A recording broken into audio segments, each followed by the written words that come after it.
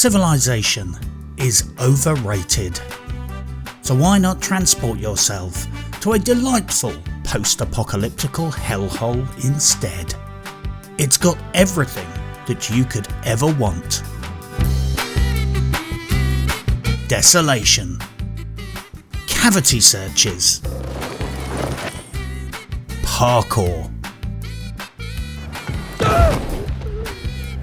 science facts, providing phosphates to ADP molecules and stimulating the boring post-apocalyptical ladies, fireworks, fascists, hippies, dumpster diving, and more choking than a Ubisoft staff party. Welcome to Dying Light 2 Stay Human. There's as much warm milk as you can drink, and the tits are free.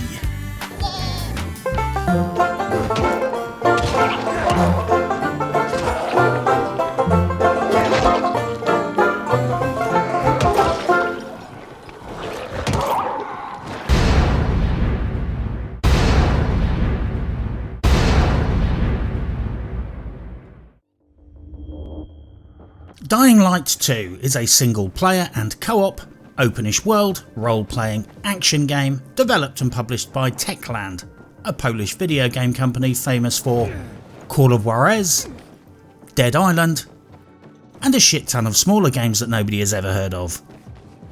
You play the role of Aiden, a refugee from the Cirque du Soleil. You are a wanderer in a world devastated by the Haran virus. You backflip and dumpster dive your way through a city, doing chores for people in exchange for machetes, rave clothing and XP, in order to do bigger backflips and get increasingly luxurious pieces of lead pipe with which to crack the infected in the noggin. All whilst gawking at Rosario Dawson's boobs and finely animated stretch pants mocap. Basically, in Dying Light 2 the world has gone to shit because of people meddling with a virus that escaped the laboratory. A scenario that we are all now painfully familiar with, both in game and in real life. A core dynamic of the game is that you negotiate your world using parkour. For those of you who don't know, parkour is French, and it's derived from the French phrase which means fucking burglar. From what I gather, parkour was basically a way for thieves and burglars to escape across the Paris rooftops without all the hassle of having to deal with the police at street level. It's basically a method of evading law enforcement, which is ideal for people who can't ride bicycles or steal scooters. I'm sure there are some competing theories out there about the origins of parkour, but I prefer mine, even if I did just make it up. Notably, Dying Light 2 is the sequel to, drumroll please, the first game. Legal disclaimer. I have not played Dying Light 1, despite my compadre Nomad recommending the game to me. I'm also terrible at procedure and keystroke dependent combat, typical of fighting games, and ubiquitous in this game. I'm a gamer, not a pianist. I want a corridor to camp in, not a symphony to play. So yes, my skill set, or skill-less set, does not align well with the ambitions of this game, which is my fault, not the game's. I will say right now, overall I liked Dying Light 2. That's important to know. But verily, I shit ye not, the game has a lot of issues, many minor, some not so minor. But before I get into the hardcore griping, let it be known that this story does have a happy ending, but we will have to endure a fairly brutal massage in order to get there. So what is Dying Light 2 Stay Human? Well, it's a little bit of everything video game apocalyptical, where the twist is that parkour acrobatics and extreme sports are your primary mode of transportation and combat. You are basically the parkour idiot of the apocalypse. You run across rooftops, sneak, scavenge, do parkour, run out of stamina a lot, craft things, earn loots, do quests, use healing kits, and generally explore this open world end of day shithole whilst trying not to get bitten in the arse by a zombie-like creature. Again, because you are semi-infected with the virus, so if you spend too long in the dark without exposure to ultraviolet light, you will turn into one of the brain munchers too. I guess this means there won't be many gamers surviving this apocalypse, because sometimes I go for weeks without seeing natural daylight. You negotiate a day-night cycle where some things are safer by day, others by night.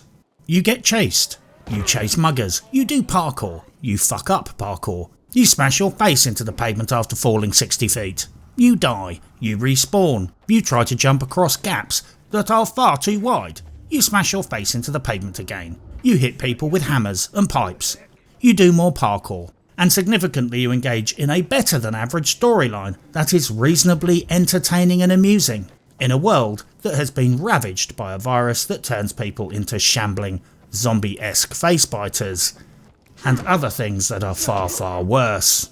You have a pulse to locate things. Of course you do. It's 2022. Every game has a pulse these days. It's the law. Why wouldn't you have an ability that tells you where everything is every 10 seconds? Why not just leave it on all the time? I'm sure Ubisoft has thought of that. I would reluctantly note, however, that after a lot of playing I realised that perhaps the pulse was tolerable, because the environmental design and fairly hard to see scrap would rapidly turn the game into a giant loot shag if you had to constantly scour every nook and cranny with your flashlight just to determine that there wasn't a piece of cloth or a piece of wire to loot. Hardcore looting mechanics is what I prefer in survival games, but I'm not sure that laborious survival looting would be a good fit with a game as relatively fast paced and dynamic as Dying Light 2. So I will give the game a provisional hall pass for the pulse, for now. A central part of the game's dynamics is the day-night cycle. Basically, a lot of the risks and rewards flip at night. During the day, the monsters hide in the dark areas and the streets are relatively safe. At night, they come out to play, making the whole city more dangerous, but allowing you easier access into the dark areas where they nest during the day. Similarly, you are on a sickness timer, so you yourself can only spend so long in the dark before you need to seek refuge at a UV lamp or in daylight, because if you stay in the dark too long, your zombie pox infection will within minutes advance to the point where you become one of the zombie fodder. Thankfully, this timer can be extended as you level up. The city of Villador has some backstory, which conveniently explains why all the guns got confiscated, and we are now left here to duke it out with a zombie horde armed with only wrenches and pipes. Plumber's kit, basically. I guess the ATF are a pain in the cock, even in the apocalypse. And a plumber's toolkit once again proves to be universally useful too. There is learning by doing. Twatting zombies will earn you combat XP for your combat skill tree. Jumping around like a twat will earn you twat XP for your parkour skill tree. XP does, however, seem to be heavily weighted towards encounters, quests and achievements. Many in-game rewards give you a giant chunk of a particular XP, which makes that ability level leap up enormously. Pun intended. Your levelling up also acts as a hard gate on certain activities, particularly things like stamina and parkour skills. Early game I did a cheeky quest slightly out of order to see how my level factored into things. By deploying my tactical running away skills and strategic pant-shitting skills, I successfully negotiated the challenges, but on my way back, I tried to unlock a windmill and realised that it was impossible without the requisite stamina. It even told me so on the map. If I could not make a certain height of jumps without running out of stamina, then my proverbial goose was cooked. Or in this case, my post-apocalyptical rat was cooked. Yummy. I understand the mechanic and I completely appreciate the dynamic, but it did all seem a little bit motherly. My beef with the perk and skill system is this. You can only put combat and parkour perk points into skills that you qualify for. You increase either health or stamina by finding inhibitors out in the world. They are basically science drugs that you shoot up, and you choose one or other attribute to boost. Combat skills have minimum health requirements. Parkour skills have minimum stamina requirements. Well, on multiple occasions I ended up in a situation where I had no choice about what perk I could select, because I only qualified for one perk. So it was that or nothing, basically, because of health or stamina restrictions. And if you choose to wait and invest that point later, you are relentlessly spammed with a notification about having unassigned points. What's the fucking point of asking me to choose a perk if I regularly don't actually have a fucking choice in the matter? So yes, Dying Light 2 is technically an RPG, where you get to earn points and put them into skills. However, in order to choose certain ones, you need to have enough health or stamina first, which can seriously end up bottlenecking any real choice involved in the process. Well, that needs some fine tuning. Functionality and fuckery. It's a really mixed bag regarding both this game and these guys. Right off the bat I will say this: it's a good old fashioned deal where you pay money in exchange for a video game, and there's no in-game microtransactions or loot boxes, despite its ESRB rating saying it contains in-game purchases. Yes, the ESRB rating set off alarm bells by rating this in a way that rightly triggered a lot of people, but actually the game only has the functionality to let the player buy subsequent DLC content through the menu. That's it, just that. I am going to assume that this is just the AAA industry, who own, bankroll and run the ESRB for their own ends, colluding with them for a desired outcome. I guess in order to soften the rating system and disguise the presence of actually harmful and malicious monetization and gambling, the ESRB has done two things. One, instead of saying microtransactions, loot boxes, or surprise mechanics on the rating system, they have opted for the term in-game purchases to classify this category, and to present it in a more favourable light.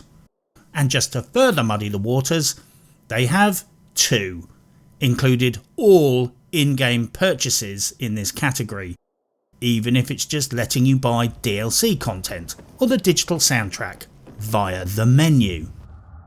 That's like putting rape and jaywalking into the same criminal conviction category and renaming it naughtiness. The end game here is obviously to try and have the words in-game purchases listed on as many games as possible, so that the egregious monetization can hide amongst the innocent. But no, Dying Light 2 does not have loot boxes, nor monetization. However, this does not earn Techland a titty rub and a pat on the bum from me. They did do some other shit that I have issues with. There are 2 story DLCs, one is bundled with the Deluxe Edition, 1 and 2 are bundled with the Ultimate Edition. So basically if you want the whole game at launch you need to fork out for at least the Ultimate Edition.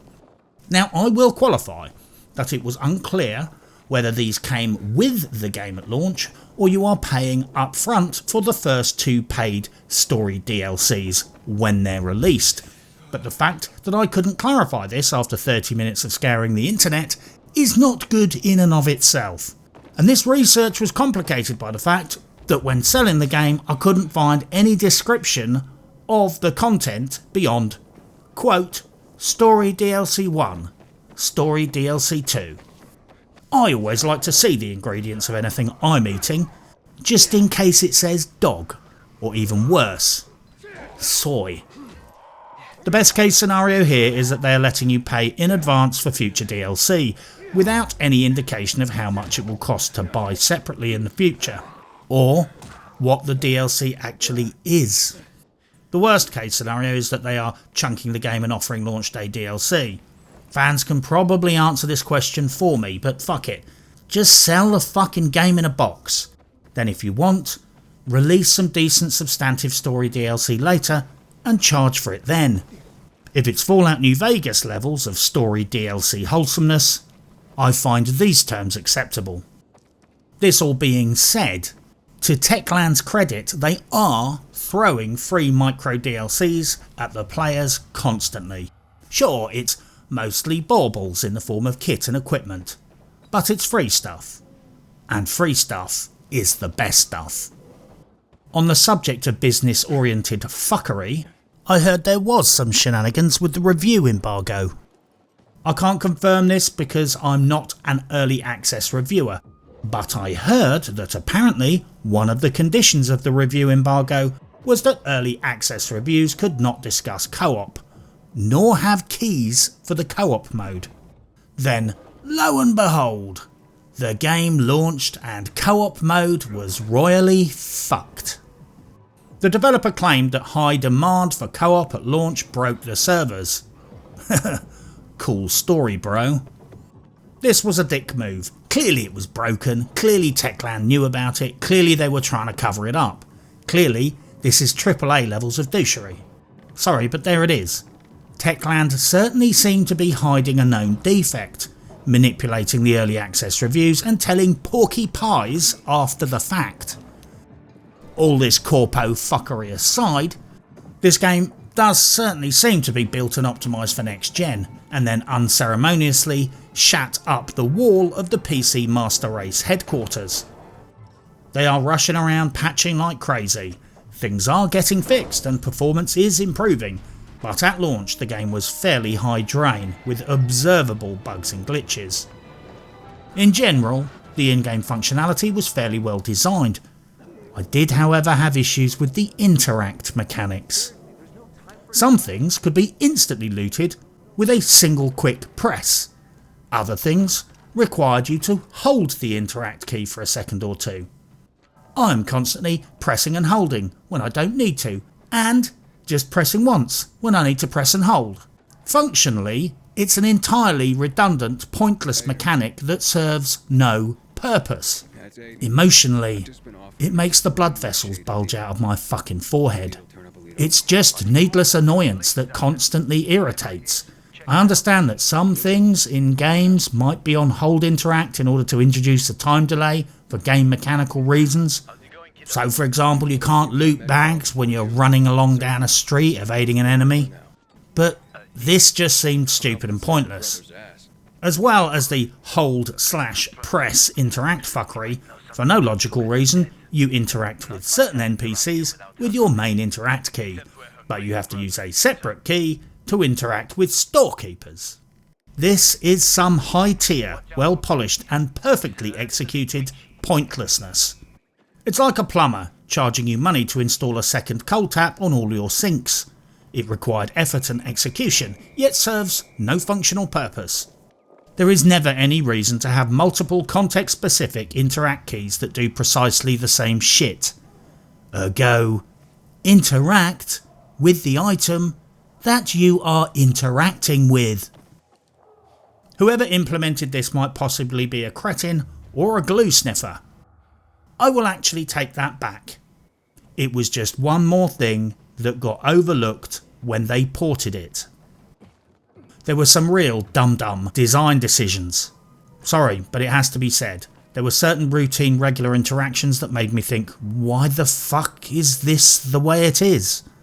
There is a repeated cookie cutter bag setup which you find about every 10 minutes where one of the bags is slightly tucked behind the others, so you have to awkwardly wangle your way on top of the other bags to get into a position so you can loot it. There is some crap in the garden layout where you can't loot them from one side, so you have to shimmy around to the other side to reach them.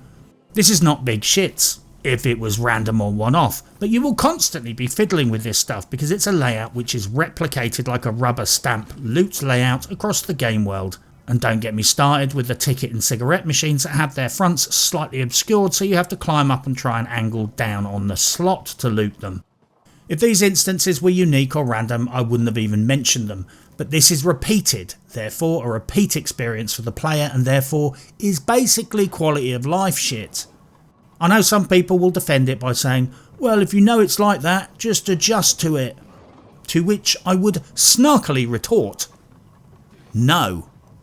This is the video game equivalent of having one slightly low doorway in a pub. You would like to think that the landlord, after watching a whole load of people crack their fucking heads open on the door mantle every 5 minutes over the course of several months, would eventually think, I guess I should do something about that. And a warning sign won't cut it because people don't read those when they're pissed. Fix it so people don't crack their heads. Similarly, fix the janky looting locations because most people will have to experience that shit multiple times per hour. This is basic lack of testing or lack of polish. That said, the range on Interact was brilliant on corpses.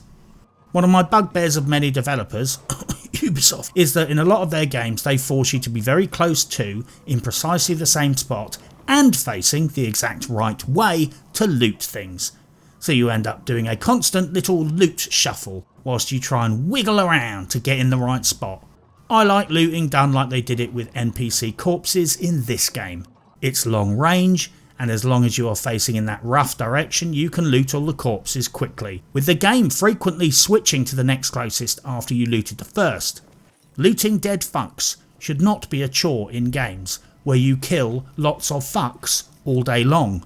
Looting dead fucks should be a convenient and delightful experience, just like killing the fucks was. The running animation was smirk-worthy, but the looting animation was the comedic centrepiece. It looked like someone trying to play the piano with all their fingers glued together, or maybe someone slathering a car part in axle grease with their bare hands. You frantically wipe your little palms over whatever is in front of you, and then magically loot drops out. There was a choice, and someone chose jazz hands. Never go full jazz hands. Streamer mode was an excellent inclusion. Basically, it's a setting in the options that cuts out all copyrighted music out of the game.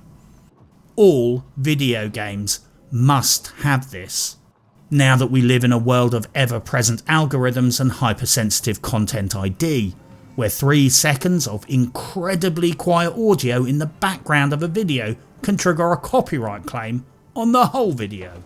Well played for this. And interestingly, streamer mode is a feature that Ubisoft, to their credit, has done by default for a long time. But I guess that's because they're paying off so many content creators, it's in their interest to help them to avoid DMCA strikes. They like to save those for their critics. Am I right? There might be a bugged quest. I got to Only Way Out, completed the tasks, then nothing happened.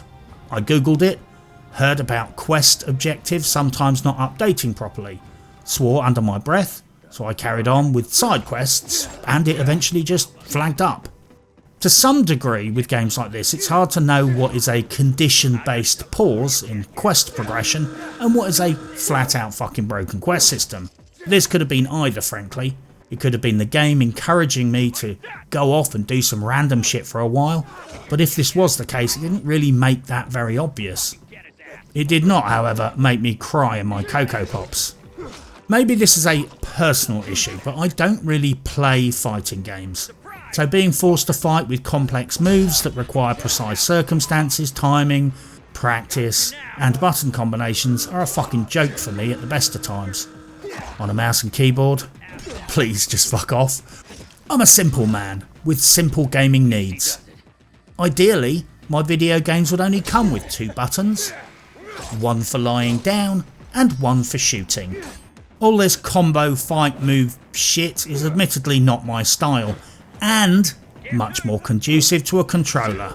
And it takes no account for rebound keys. It's a PC game. How about some hotkey options, my dear? If the enemy does X, you do Y, then press Z plus Alt and double tap mouse button 5. Yeah, you can just fuck off with that.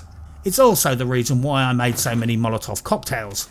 You don't have to press any buttons when people are running around in flames screaming, and I can pour another drink whilst they're burning to death. Also, what the fuck is going on with strafing whilst moving forward? In fact, what the fuck is going on with strafe speed full stop? You strafe right or left really slowly when you are creeping around on PC. When going forward you are fine, but whenever you're creeping and introduce a little right or left strafing, your speed tanks and defaults to the strafe speed. This roughly halves your speed and feels like you just trod on flypaper. When you are doing stealth takedowns and quickly moving in and out of cover, this sometimes got me caught out in the open and fucked me up. And this is a game with lots of stealth in it. I'm going to rack this up to Techland decisions that make no sense and frankly should not have been made in the first place. Like having different interact durations or different interact keys for vendors. Why have first and second gear for creeping around? On the grand sweep, however, I did not find this game to be functionally that buggy. Sure, there were noticeable things, but nothing that really hindered or impeded the enjoyment of the experience. Some NPCs had some freakouts and screamed for no reason. Some NPCs would turn up just at the end of the fight when it was all over and start freaking out and shouting combat dialogue. I guess the stress of the apocalypse had clearly taken its toll on them. Notifications would not clear down, so hints flagged constantly. Possibly the most annoying thing was that sometimes the pulse would stop working for 20 or more seconds. It seemed entirely random and nothing to do with the inherent cooldown, but it would just randomly stop and then magically start working again, up to about half a minute later. The game does have an option to turn off button mashing. That was nice, because mashing buttons in video games is something that should have been criminalised over a decade ago. It's the video game equivalent of whack-a-mole, and that's not a game I want to play on my precious keyboard. Thank you very much. The UI is generally very well thought out. Mousing over quests shows the rewards, mousing over the rewards gives you detailed descriptions. It's a bit clunky at first as you bumble around, but once you figure out where everything is, it does a good job of keeping you informed about what's going on. They did a nice job of balancing the competing interests of providing sufficient detail and not making the UI unfathomable. It has a very slick system where selecting something for crafting automatically highlighted the crafting resources in your inventory that were about to be consumed. It provided very useful information in an easily digested layout, which also served to be semi-instructional about the in-game systems. Whoever was in charge of this took their job very seriously and did excellent work. Perhaps Techland should promote the person and put them in charge of jazz hand animations or, hopefully, key binding. Talking of animations, another one was particularly silly. You open small IKEA pedal bins and specific boxes by aggressively kicking them open. It's an entirely ludicrous and atmosphere-breaking, inappropriate excess use of force, which starts to grate during stealth missions. You'll find yourself going full stealth recon, silently traversing a location in the dark, then you see a 10 quid strap hat on the floor, and suddenly your character decides to stand up and loudly and violently kick the fucking thing open. Then crouch down again, and everyone nearby, enemies included, will pretend that you are not the thing that goes bump in the night. It's like video game looting Tourette's syndrome. You are stealthing around and then compulsively decide to give some container a good fucking kick. There is weapon durability but not inventory weight. That said, there's a lot of looting, scrap and scavenging, and I guess there is a trade-off between the pace of the game and the potentially massive inventory fuck around that would be triggered by introducing inventory weight limits and size limits. It had multiple content and performance patches within a month of launch. That's nice. Although I would note that I'm not a fan of any patch or update that renders previous saves invalid, which the last one just did. This basically means you don't lose progress, but you can't revert to old saves once you've updated. Although I'm not exactly sure why you would want to do that with this game. Overall, this is a relatively fuckery-free game, and whilst its issues are plentiful, they are mostly slightly annoying and nothing more. It's just a tragic shame that they did stupid shit that they didn't need to do. Pulling a CDPR and trying to cover up the broken co-op at launch was just dumb.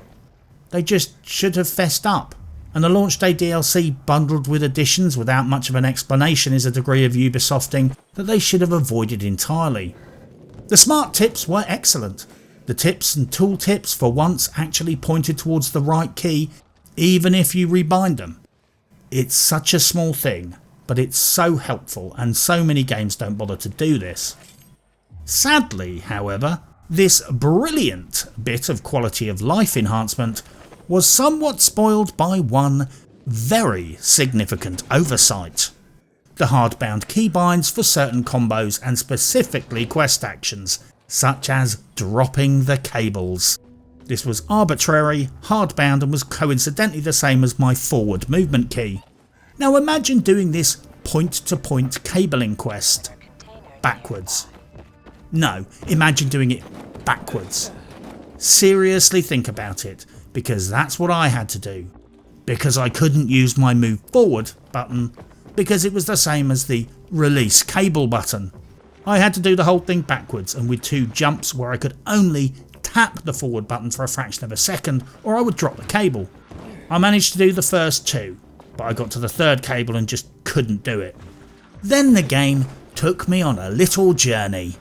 I had to shut down the game, take a 2-hour detour, researching the problem, and eventually, thanks to the very kind work of Miceweasel on the Steam community forums, I followed his guide on how to find my source folder, locating the data naught archive, back up the file, then used 7-zip to open it, find the context specific keybind, edit both parts of the script, save it, shut it all down, and relaunch the game.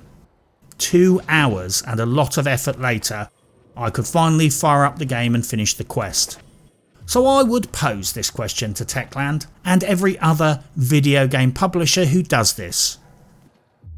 Why in the name of almighty fuck would you even bother to offer players a key rebinding option in the menu when you know in advance that you have hard-bound keys in the game as well that will factually and predictably conflict with the player rebinds? Ergo, break the game. They knew there were hard-coded keys, so why offer rebinding that excludes those keys? Because it obviously was going to cause conflicts for players. Would you sell buckets with holes in the bottom? Would you sell fire extinguishers filled with petrol? Would you sell a chocolate fucking teapot? Seriously, do better. This was obviously going to go wrong, just like it does every other time a game lets players rebind certain keys but has hard-coded keys that ignore this fact that can only, at best, be edited within the game files. Cyberpunk 2077. All game developers need to do better than this. This is Bethesda levels of not good enough, and Todd Howard levels of don't worry, one of the players will fix it later for free. 2 hours this took to fix. If I had discovered this near the start, my Steam refund option might have expired by the time I'd fixed this one problem. The legal contract scored a 4 out of 10 on the Bethesda Ubisoft abusive contract scale. I would note, however, that it stipulates that fan work must not be used for political purposes. Just wow. So I guess this Far Cry 7 meme would be illegal if they had the same contract. Imagine going to prison for a Dying Light 2 meme. I can think of better hills to die on. I loved the disclaimer about not encouraging parkour. It begs the question, did they have a disclaimer in Hitman 3 saying, "We do not endorse or encourage the player to go around assassinating people"? We live in strange times. I'm sure it'll turn up in some game. The combat.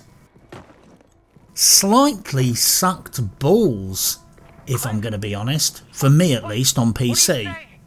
Now easy Tiger, I'm sure some people, perhaps many people, will love the parkour based, dare I say, parkour policed combat. But I frankly struggled with it. I will give them credit for the parkour based navigation of the game environment, and I was shocked at how fluid and fun that was. However, forcing parkour based combat on the player is a bit of a restrictive, nannying move. Encourage it, reward it, promote it. All this is cool because it is a parkour based game, but trying to actively discourage people from avoiding it or punishing them for not using parkour combat is taking it a little bit too far really. Developers should revel in hearing how people took their game and found different ways to play it. They shouldn't be going, "This is our game and you will play it the way we want, or you will get extra homework and a detention." I don't play fighting games. I'm not on a controller, and memorising 420 different button combinations in order to engage in acrobatic based combat just ain't my style. Sorry, but that's just how I roll. However, the game doesn't really allow the player sufficient option to fight outside of that paradigm. It's basically parkour combat, or endure sub-Skyrim levels of club swinging at your opponents. This issue is somewhat amplified by other factors as well. Beyond the XP penalties for not using parkour combat. Because of some disconnect between the perceived visual distance between you and your enemy, I was constantly being twatted in the head by fuckers that appeared on my screen as being well out of range. I'm not sure whether part of this was because I had changed my field of view or just because I'm a skillless fuck. Both are equally likely, probably the latter more likely, but I never really managed to get a gauge on the distance between me and my target based on visual cues, and I'm talking ever.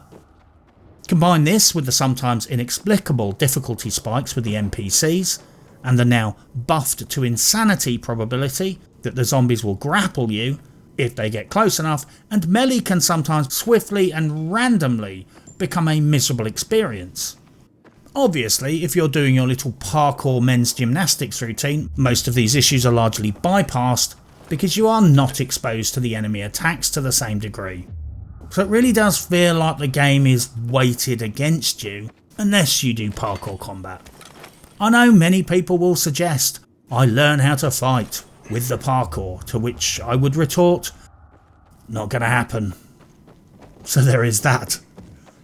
You see, in nearly all of these kinds of games, the player has some choice in how to fight, and at least some latitude to work out their own preferred style. Even in Ghost of Tsushima you can lean into stealth or archery, and that's a game where you're supposed to be killing people with a katana. Here the game seems intent on driving you into fighting like an acrobat fairy, and I frankly resented the way the designers punished me for deviating from that script in the slightest. You don't even get a bow until you've worked a ways down the main questline. Same for homemade petrol bombs. If you stealth and use throwing knives, after a couple of hits the enemies auto-dodge every subsequent throw, on a cooldown, effectively giving them immunity after the third or fourth. So I constantly found myself slugging it out with a fucking lead pipe. My health suffered constant attrition because whatever I tried, they always seemed to get one hit on me for every 3 hits I get on them. So combat was basically bonk bonk bonk, use a bandage. Like I said, playing on a controller and or liking this style of combat, you're going to have a world of fun whirling around like some stoned capoeira idiot on holiday in Brazil. But I just found myself being a little bit miserable, hitting people with a fucking pipe whilst being perplexed as to why the developers spent so much time and effort forcing the player to comply by a set of arbitrary rules. If someone doesn't enjoy the fighting system, forcing them to do it ain't going to cheer them up. I was happy, nay, delighted to find myself enjoying prancing around the rooftops, like Mary fucking Poppins. Well played on that, but don't try and make me fight like Mary Poppins. I would note that nearly everything that pissed me off got better with time and practice, but make no mistake, it's console controller fight game style combat, or just lots of clubbing until you unlock better stuff. If you like Dying Light 1, or if you're good at fighting games with combos, you are most likely going to be happier than a pig in shit. But if that is not how you roll, the game seems to intentionally put obstructions in your way to force you into parkour based melee combat, even though you've got a perfectly functional selection of ranged weapons and improvised explosive devices. I did eventually find a way to make the combat tolerable, which mostly involved using very good weapons upgraded with fire mods and making lots of Molotovs. So basically I went the Beavis and Butthead route. Fire! Fire! Fire! Fire! The metagame of Dying Light 2 is essentially a mechanic where you unlock key resource nodes and assign control of them to one of the main factions. Without giving too much away, basically there are factions with benefits. If you assign a resource to a particular faction, there are progressive perks that come with that decision. For example, the Peacekeepers will build more war stuff if you're nice to them, and the Survivors will build more parkour stuff if you're nice to them. So really it's about your style of play and whether you prefer hippies. I will hypnotize others with my music. As soon as I learn to play. Or authoritarian arseholes who drape sinister flags on everything. Obviously, I'm a reasonable man, so I went for the militaristic arseholes. At least the trains ran on time. Well, windmills. It's a bit more complicated than that, but the TLDR is you unlock places and hand them off to a faction in exchange for their territorial control and all the benefits that come with that. So when these guys say your decisions make a real difference to the game world, that appears certainly to apply to who is doing the interior decorating in that part of the city. For example, the Survivors give you more travel options, whereas the Peacekeepers give you more killing options. It's like being offered a choice between a bus pass and a minigun. I always choose the minigun. Notably, nothing else I did in the game seemed to have that many consequences other than loot and a slight direction change in the quest strategy. Forget to do X and you don't get to do Y. Don't help X and they vanish for the rest of the game. Forget to loot the whole building before completing the quest and lose a shit ton of free stuff because someone thought that auto-looting all those goodies and just putting them in your bag just made so much sense as a concept that they outlawed it. Christ. No, seriously, there are certain moments in the game where you'll be desperately pulling a lever or plugging something in to complete a quest and a warning will flash up on your screen, and by the time you've read it, the lever is already pulled, just as you get to the end of the sentence, which basically explains that all the unlooted goodies are now gone. Thanks for that. One important aspect of player agency is that some games let you see the outcome straight away and clearly illustrate the details. Some games don't. You only appreciate the implications of your actions and decisions and the alternative outcomes on subsequent playthroughs. Dying Light 2 is definitely the latter. Without going into spoiler territory, let's just say that, separate from the faction stuff, there are also lots of other things that turn out differently for the player depending on your choices. The catch is, you will most likely only discover this on subsequent playthroughs or from reading guides. Quests take a different direction. People might disappear and not give you a quest later. You might not find certain areas. All I'm saying is, your actions might be making differences that you don't appreciate until you play through the game again. I'm not making excuses, I'm merely noting that you might see little first-hand evidence of the impact of your choices, by sole virtue of the fact that you don't get to see the alternative outcome. But those consequences are there. So what's my overall take on Dying Light 2 Stay Human?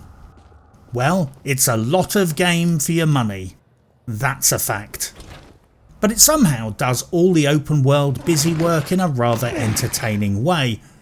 I shit you not, it's very easy to get distracted and squirrel around exploring and doing side activities and completely forget about advancing the main plot. And if you go down this rabbit hole, the game is going to keep you busy for a very long time. This is potentially a huge time sink if you decide not to drive forwards through the main questline, and overall there is a lot of game here to keep you occupied. Whilst Dying Light 2, like many similar open world games, has a lot of doing work, somehow it seems to be quite entertaining and not feel like a chore. The game is primarily driven by skills, but you also have gear. Personally, I didn't feel the clothing made huge differences, apart from how relatively fucking stupid they made me look. It was like a post-apocalyptic art house pseudo-rave fashion boutique based in Milan. Most of the game was spent looking like a donkey. The weapons, however, do make a huge and obvious difference. The stats on those improve everything from base damage, durability and modability. The last one being significant because being able to slap on mods, which gives you a chance to electrify or ignite your target on every hit, is winning in its purest Charlie Sheen sense. When you put multiple mods on better weapons, the party really gets started. The loot uses the age-old, well-tested World of Warcraft rating system. Items are grey, green, blue, purple or goldish. Basically they range from crap to legendary. Similarly, they also have an item level. The parkour mechanics start out relatively realistic, and as you progress your skill tree, they move effortlessly from realistic through unlikely, and then firmly into the territory of bloody ridiculous superpowers. I shit you not, you will get to the point where you'll be jumping down 100 feet onto concrete and only get a boo-boo. Overall, however, I enjoyed the parkour travelling, much to my surprise. I was honestly rubbing my hands with glee and expectation, eagerly waiting to hate its guts, but sadly, it was good fun. The stamina drain and slightly frustrating parkour challenges were a constant annoyance, but overall the game is organised around the core principle of making your acrobatic navigation of this highly vertical and spacious world seamless and flowing.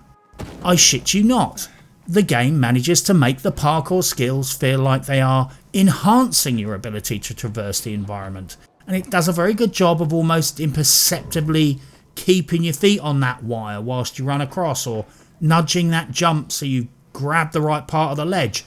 It's not like mantling in a game that does a little bit of climbing.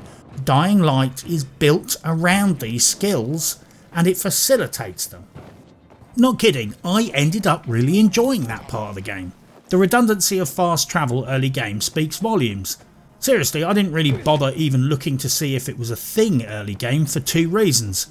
Running around the rooftops and doing gymnastics all over the place gave me parkour XP, and secondly, it was enjoyable. In fact, running around the same streets and tracks in open world games frequently gets boring very quickly. Whereas the parkour uber mechanics in Dying Light 2 made travel fun. Dear Lord, I have found something fun in a video game that doesn't involve camping. Don't tell anyone. But this might be the major victory of this game. It made running around an open world game efficient and enjoyable. That doesn't happen often. The parkour travel was both efficient, fast and engaging. There you go. They did an excellent job on the post-apocalyptical vibe. It was bleak enough, but hopeful too. I would say pitched at about the Fallout 3/Fallout New Vegas level of end of the world party.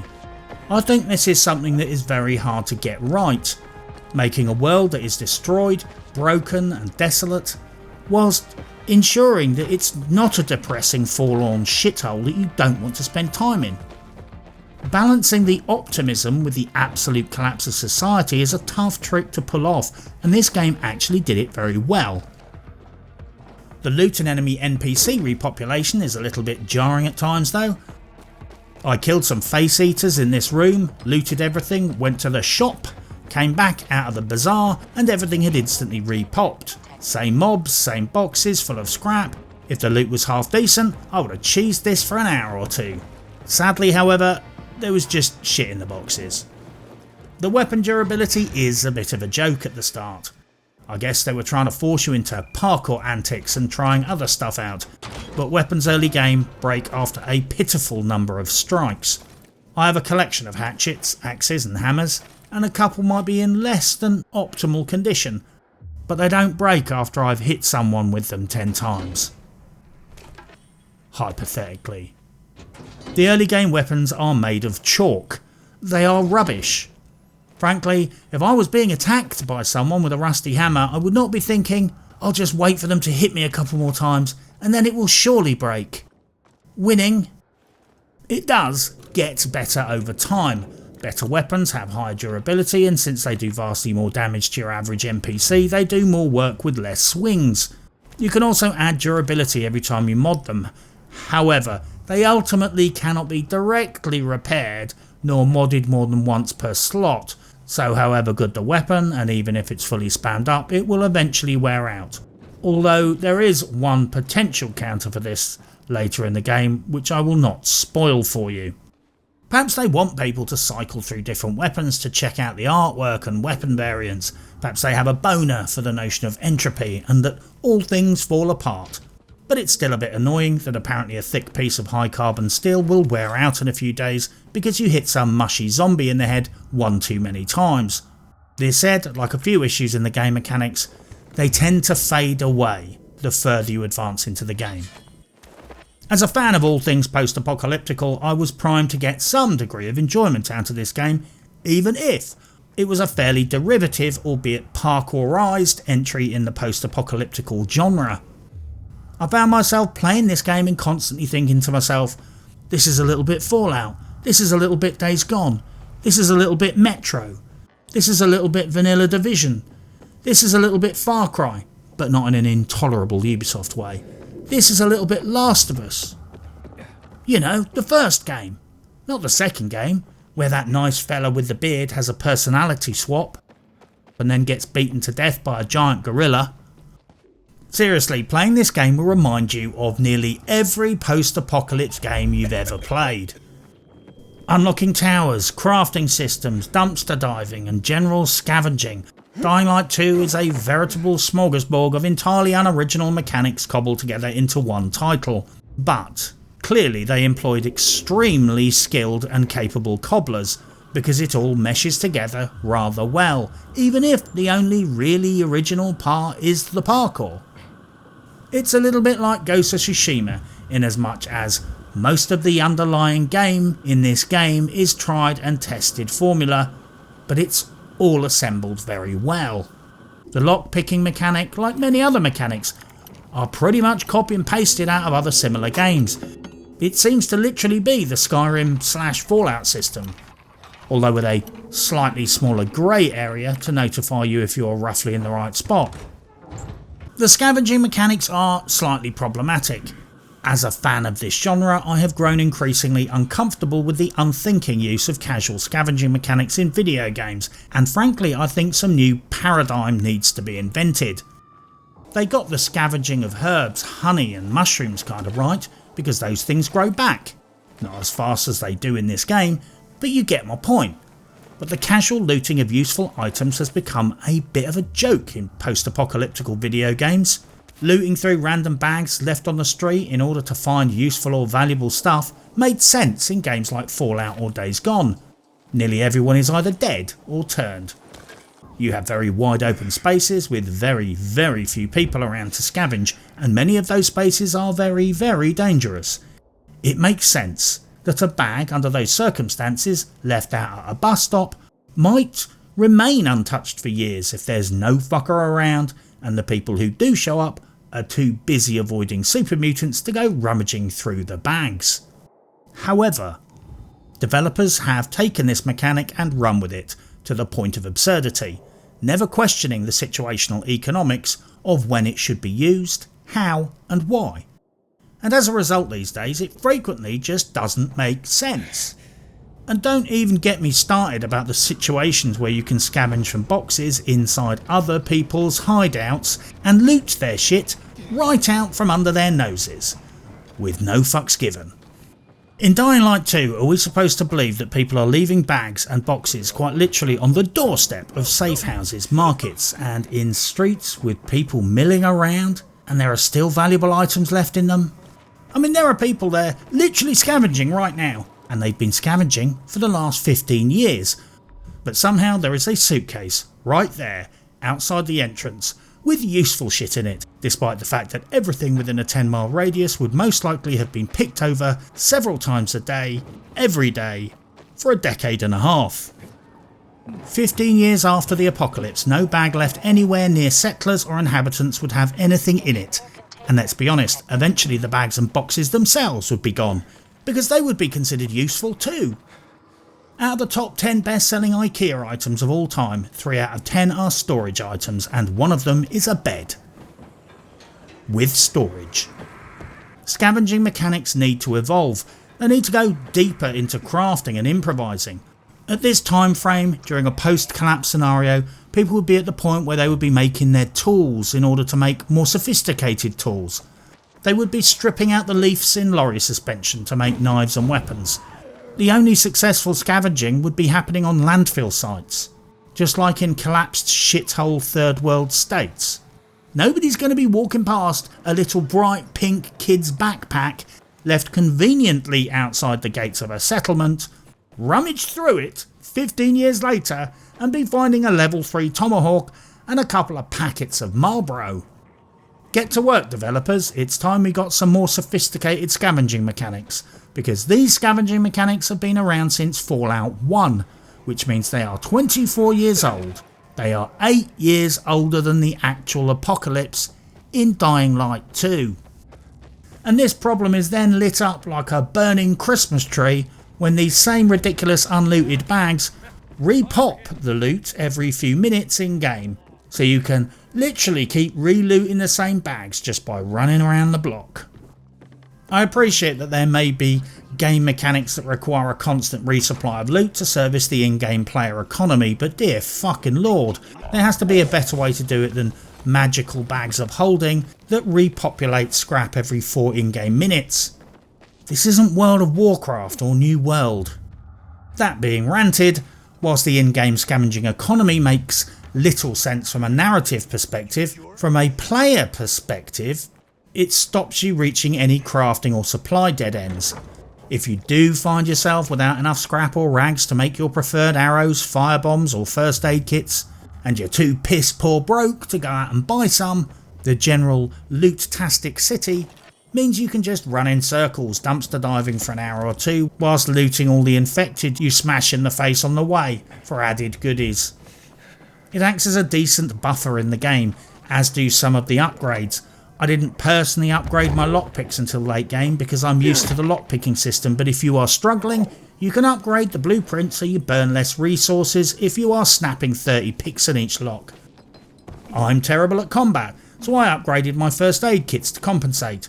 I'm also a pyromaniac, so I really upgraded my Molotov cocktails so I could experience more erotic fire-based bliss. There is a weird counterpoint between the game's primary mechanics. On one level, the parkour works surprisingly well and you leap and bound across the land like a veritable parkour pixie of the apocalypse. However, this is frequently interrupted by the relentless pulse spam and looting dustbins. And trust me, it is relentless. Spam pulse loot, spam pulse loot. Then again, a lot of the scavengeable stuff would be a ball ache to find in the dark with a few inconsistent visual cues, so maybe the hand holding is needed to a degree, just like your magical auto binoculars give you audio and visual hints that you are nearly pointing at some useful landmark that you need to tag for your map. I guess what I'm saying is that both the pulse and binoculars are solid examples of where this game holds your hand, pats you on the bum and guides you to the outcome in a very slightly silly and patronising way, but at least avoids a situation where certain critical game activities might otherwise become a crushing shag and possibly annoying. But then again, you might not actually get frustrated if the game didn't help you, because you would not be aware of the things you didn't find, nor the places you didn't spot. And when you did bimble across them later, well, you found them now, right? I've made no bones about the fact that I thought the combat was a bit shit. I'm sure players with skill, determination and an Xbox controller could have a whale of a time with it. But being skillless, unmotivated on a rebound mouse and keyboard, I was mostly confined to bonking enemies on the head and dodging backwards. But what is worse is that you have to have separate binds for aim and block. Not that there are any weapons that you both aim with and block with. My mentally hardwired block key had to be used as an aim button, so I spend all my fights constantly hitting mouse 2 button to block by mistake, and then getting twatted perfectly in the face. Look, I don't mind games with weird fighting, because usually I can always find a way to apply my own particular set of cheesing skills to use, and make them work. Here, not so much. You either embrace the ways of the parkour warrior or get twatted in the balls a lot. And frankly, I didn't have the time nor the inclination to spend 20 hours just practicing my parkour fighting and rebind my keys yet again, just to develop a protocol and skill set that will only service me while I'm playing this game. I know a lot of people are totally going to get their rocks off with the parkour combat, and I don't wish to disparage that. I guess my gripe is that the game not only gives you little leeway on how to engage in combat, but it positively bends over backwards to make anything but parkour combat a bit of a shit shag. Dying Light is also not woke, which is nice. It's a nice change. The population mix is approximately 50-50. I didn't get lectured to or preached at about women's rights or politics, although I did get kicked in the balls once to teach me a lesson. So a gold star for Techland for having no ludicrous preaching or any lessons telling me I'm toxic. After all, I'm pretty sure we are trying to survive the apocalypse, not fighting the patriarchy. Although I'm sure someone will try and blame the apocalypse on the patriarchy. There is no escaping the fact that this game has strong elements of survival horror, and I am a massive girly man when it comes to survival horror. I still haven't played Alien Isolation because I'm worried it might give me nightmares and make me wee a little on my chair. I get too engrossed, too engaged, and when the scary man shows up, a little bit of pee comes out involuntarily. Dying Light does horror very well indeed. This will not be to everyone's tastes. There are entire sections of the game which force the player into impulse-shot scary encounters with mutant fuckbeasts in the dark. You know the scene in I Am Legend? With that nice fella with the wife that shags around and the two nutjob kids. You know the kids, the one that can't sing, and the ungrateful simpleton. Well, in that movie, there is a scene where he goes into a dark building to rescue his dog, and it's so shit the bed scary that when he gets out you find yourself thinking, what an idiot, don't ever do that again. Well, this game has you doing that stuff all the time, and you have to keep doing it. And make no mistake, this game is scary. Jesus, doing my first night encounter, the sun went down, the sirens echoed across the rooftops, darkness descended, and I could hear random screams of people being torn apart from my vantage point on a rooftop where I was squatting down in a bush. Let's just say it was a good job that I was squatting at the time, and in a bush. This being said, the frightening stuff in this game is a bit like the swamps biome in Valheim. At first you wander in and you are completely terrified. But just like the swamps in Valheim, you eventually get stronger and smarter and more experienced, and a point comes where you are the hunter and not the hunted. So, if you are not a fan of survival horror, have faith that a point will come where you are the hunter in the dark. I said that so convincingly, even I almost believed it. If I didn't mention the soundtrack and the audio, well, I feel compelled to bring it up. The audio hellscape of the city and the general musical composition works.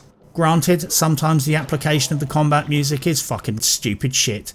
So you're sneaking around in the dark, stealth killer Zeke, and the combat music kicks in for 5 to 7 seconds and cuts out. Rinse and repeat for the whole floor you need to clear. But that is an issue of implementation and the triggering system. That aside, the combat effects are decent, the sound effects are impactful, and the musical score is emotional. Sure, the melee weapons do sound a bit sort of thwack thwack thwack at times, but overall I have no major gripes with the soundscape. The score is well crafted and composed by Olivier Derivière. That name has to be a fucking joke, right? He's most notable for A Plague Tale, the Vampire series, and Greedfall. I thought they pitched the music just right, setting aside some of the triggers, firing up the tunes a little overly aggressively at times, but most of the time it was inobtrusive and just fed into the general atmosphere, and if I was consciously aware of it, it was because I noticed that it was good. Perhaps we should send Olivier around to those nice people that did the Battlefield 2042 soundtrack. Possibly he could explain to them that strangling goats and banging pans together isn't the only way to make music. The game does not tell you everything. There is lots to figure out by just playing. Those propane bottles, you can pick them up, ignite them, then throw them like barrel bombs. Those water purifiers, you can drink from those and heal yourself. Those oil barrels with the spikes. Kick an enemy into those spikes and it's frequently a one-shot kill. It's hilarious. Just angle yourself correctly and go full knees up motherfucking brown on the enemy for a quick lesson in hyper-aggressive acupuncture. So keep your eyes open, because there are systems and features in the game that the game didn't tell me about. I just stumbled across them from playing. There were some decent set pieces in the game, despite grumbling my way through a lot of the parkour skill tree and leaning more into combat. There were some set piece chases that really made me value everything I had learned and regret my lack of practice. The cast put in some quality performances. It's got Jonas Scott playing Aiden from Wasteland 3, Pokemon,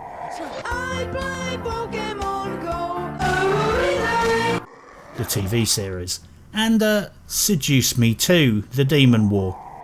Not going to ask. Jonathan Forbes from The Plague Tale, Vampire and Black Mirror. Stuart Scudamore from Ripper Street and Immortals Phoenix Rising.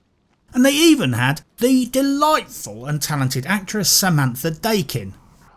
She was in The Division, Star Wars Battlefront 2 and Assassin's Creed Valhalla. Fuck me, that's a run of bad luck. The AAA video game industry certainly gave her CV a finger bashing. Still, she was in Outlander.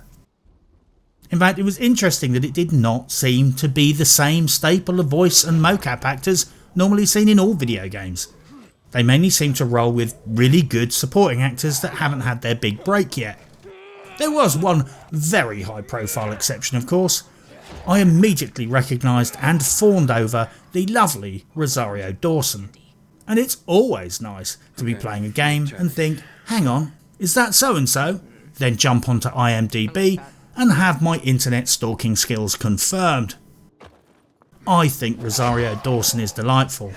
My idea of an absolutely perfect evening would be to undress Rosario Dawson, cover her in maple syrup, and then spend a leisurely 5 hours, slowly and methodically, ranting at her about how fucked up the hard-coded key binding is in Dying Light 2.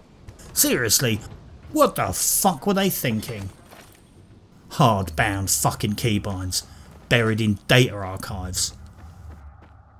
Possibly need to let that one go. Anyway, the important part of all of this was that the actors, voice artists, writers and developers did fine work, and frankly this part of the game meshed together very nicely. Some of the dialogue quite literally had me in stitches. Just don't perv too hard on Rosario Dawson during the action scenes. I'm pretty sure that it's her head superimposed on this geezer's body. Sorry guys, but this seems to be a Richard Crazy Legs : scenario.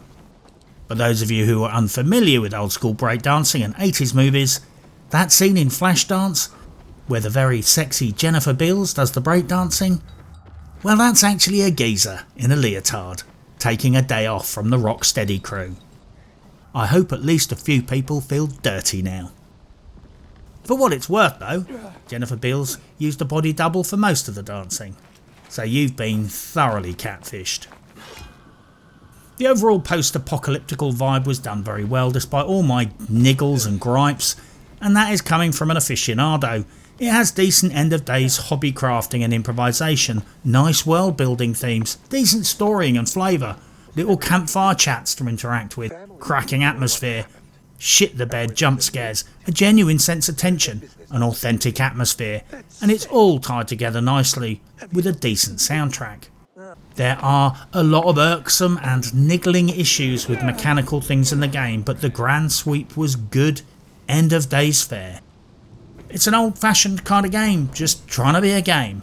It's not trying to be a platform to keep you busy whilst it sells you shit. And despite its flaws, I felt a bit nostalgic playing a game that is quite a traditional format. I feel compelled to point out that I am slightly sceptical about the role that parkour would play in a zombie-esque apocalypse, and frankly I've thought about this a lot. I'm not convinced that most people would engage in hardcore parkour during the post-apocalypse, and if they did, how long would they last? Sorry to be the one pissing in the porridge, but in a situation where you don't have access to premium medical services, you wouldn't be YOLOing across the rooftops and vaulting over walls as standard operating procedure. Rule number 107 of the post-apocalypse: you moderate your risk to physical injury based on the availability of medical services. And if there ain't no medical services, you don't take unnecessary risks. parkourists get injured constantly. So why play fuck around Spider-Man where one bad ankle break will turn you into Captain Hop-Along for the rest of the zombie apocalypse? Conversely, I give Techland credit for what they've done here. It's something that infuriates me about a lot of zombie films and TV shows. Why the fuck don't people adapt to their circumstances enough? You know the drill. Why aren't people wearing protection around their heads, throats and wrists? Why aren't people building rope bridges between buildings? Why aren't there more traps for the dumb zombies? I mean, it's easier to trap zombies than it is to catch rabbits. And people catch them all the time. Zombies are highly predictable enemies. In film and TV, you're always hearing people shout, "The zombies are breaking through the fence." But why the fuck haven't they reinforced the fence? They've had enough time, and they know the zombies aren't going away. Techland tried to build a society based on how people would adapt if they were facing a crisis like this. It makes sense that if you have shamblers moving around the streets during the day, and more mobile monsters traversing the rooftops at night, who are phobic of ultraviolet light, you would adjust accordingly. You would prioritise the rooftops and elevated areas for travel. You would install safe havens and UV flood lamps. If the shamblers are on the ground, it's highly likely that the survivors would use elevation as a defence and as a route of safe passage. So yes, I think the survivors would take to the rooftops. My point of divergence with Techland is that I think it would be a bit more about ladders and rope bridges and a little less about spending all day doing highly dangerous vaults across rooftops and engaging in potentially deadly stunts. Sure, people would have to get fitter and get more used to heights, climbing and light parkour, but let's be real here. If Aiden did this all day every day, however good he was, eventually he would end up breaking something very badly indeed, and way beyond the capacity of the local witch doctor to fix with his herbal balm. After which he would become that interesting fella with the crutches who sweeps the floor in the bazaar. Christ, I died a bunch of times just doing one quest. Then again, that was me. I could gripe on all day about lots of things in this game, and fuck knows I've given it my best effort. It's not particularly original, it was quite buggy at launch, it's a typical go there do this post-apocalyptical dumpster diving open world game. However, it is all put together rather well, and leaning hard into parkour sets it apart from many other similar games. On top of that, it's actually got some quite good characters, and more original story writing than most games. It's not going to win the Pulitzer Prize, but at least I hated a couple of the characters, I liked a couple of the characters, and actually laughed a few times. It was engaging. I did not regret buying this game in the slightest. It's a working video game with no microtransactions or general AAA shenanigans.